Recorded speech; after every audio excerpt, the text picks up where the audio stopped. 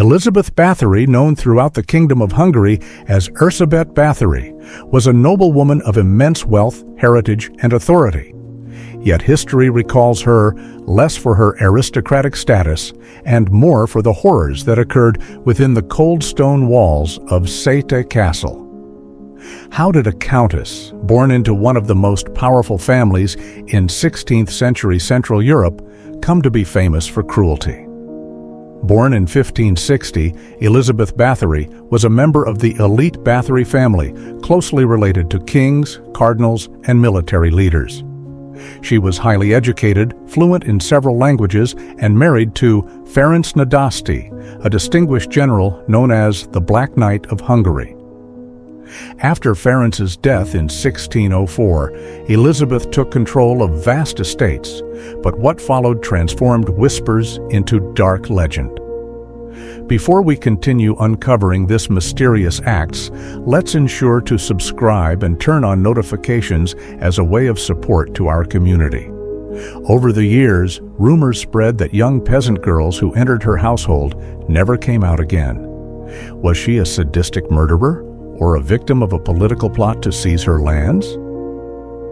The truth likely lies between verified facts and centuries of myth.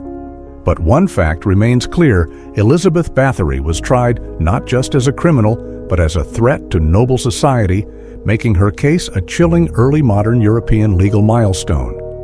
How were victims lured and trapped?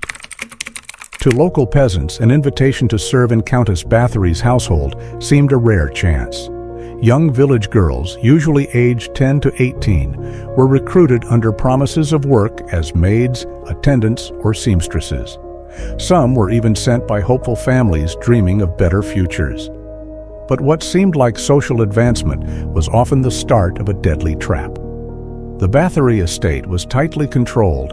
Once inside the castle, the girls were cut off from the outside world. Letters went unanswered, visitors were refused, and silence became the rule. While nobility was mostly untouchable, more families questioned the missing girls, and the church began to investigate. In 1609, Lutheran minister István Magyari wrote to the king, pleading for an inquiry into what he termed inhuman cruelty. But the true horror began once the castle doors shut. Chilling bathing rituals with no escape.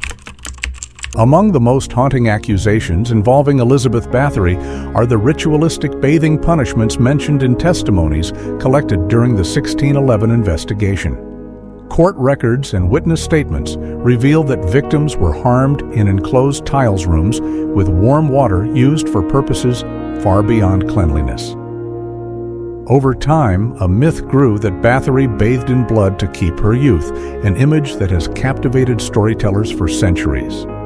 However, no trial documents or contemporary letters confirm this specific act. The blood-bathing legend only emerged decades later, likely from embellished tales rather than Bathory's lifetime. The official testimonies tell a darker and more believable story.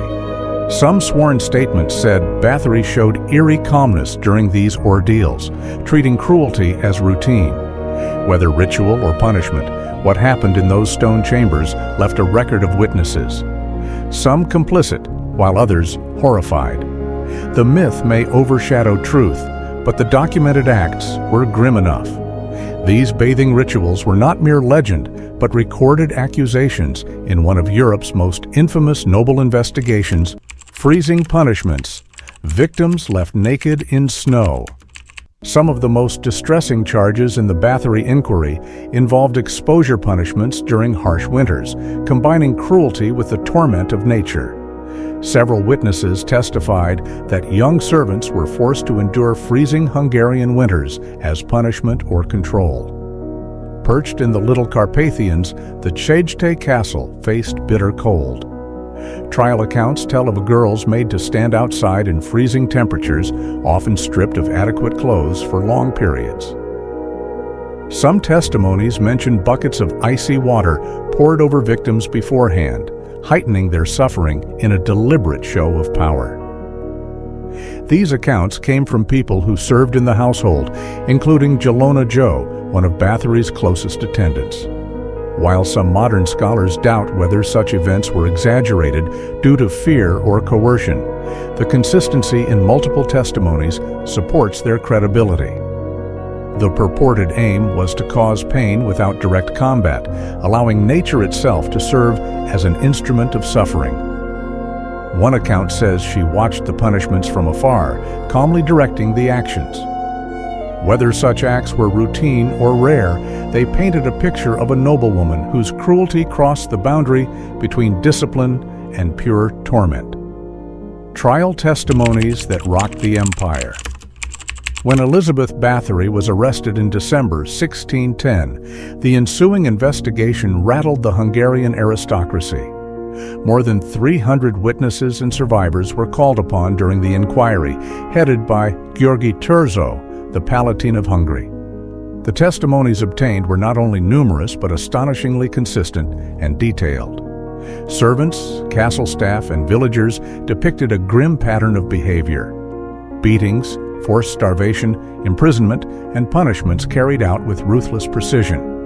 Several witnesses asserted they had found journals in which the Countess supposedly recorded the names of her victims. Some claimed the total surpassed 600, though no such book has ever been found or definitively confirmed. This remains one of the most controversial parts of the case. Under oath, servants admitted their participation in executing or concealing these tortures. While many statements may have been influenced by fear or a bid for leniency, the sheer volume of overlapping reports, naming victims, places, and methods, sealed the case against her in the eyes of the court.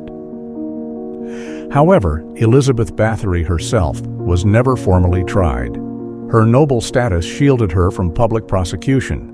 Instead, she was confined indefinitely in a sealed room within her own castle, where she lived until her death in 1614. Her accomplices faced execution. But Bathory's justice was quiet, political, calculated, and behind stone walls. Comment below, was she a lone monster or a product of a ruthless era's apathy? As Palatine György Thurzó wrote to King Matthias in January 1611 after her arrest, "I caught her red-handed, egregium tamen apprehendimus." That short, stark, damning phrase still reverberates through the centuries.